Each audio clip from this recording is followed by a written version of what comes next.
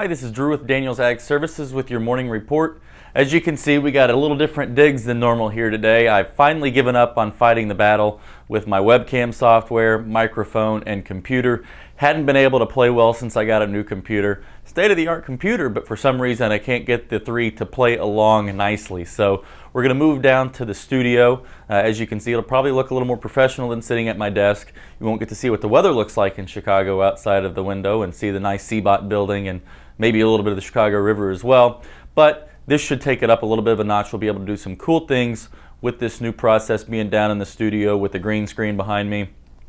So it should be a benefit moving forward. So we'll get right into the Wilkins Ag Wire now. So we got a mixed start to the day so far. Corn and wheat are lower while beans are higher on the day. One of the things the trade is digesting right now is CONAB released their latest Brazil estimates. They came in at 94.58 million metric tons for soybean production and then 78.4 million metric tons for corn production. Now that's slightly lower in soybeans and slightly higher than in corn than what their previous estimates were.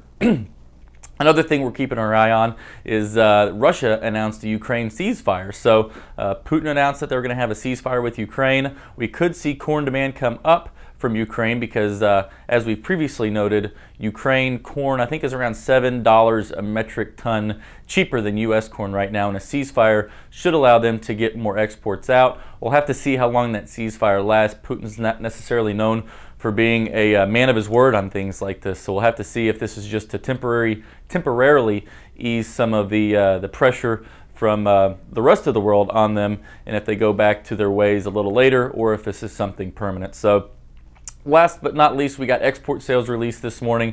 They were well above expectations for corn and soybeans and within expectations for wheat. So last thing, we weren't quite done yet, last thing we'll touch on is wheat quality concerns in the U.S. That continues to be a little bit of a concern, not only for elevators but for producers out there right now. They're needing a good crop this upcoming year to be able to blend some of the lesser quality wheat out there with some of the newer quality to bring it up to standards. So that's something we're keeping our eye on, taking some plays on that in the markets. If you're interested in something like that, give us a call. We can definitely let you know what we're doing as far as that goes. So pretty much does it for us today. So thanks. Have a great day. We'll see you tomorrow.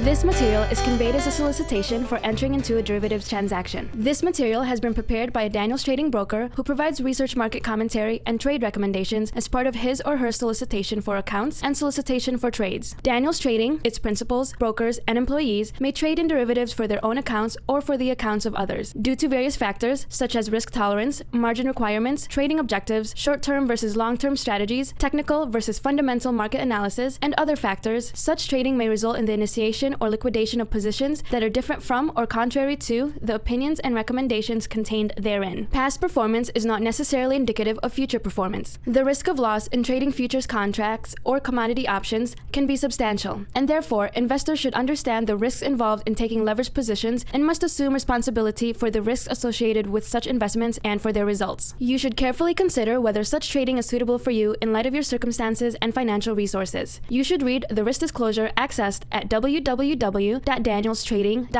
Daniels Trading is not affiliated with, nor does it endorse any trading system, newsletter, or similar service. Daniels Trading does not guarantee or verify any performance claims made by such systems or services.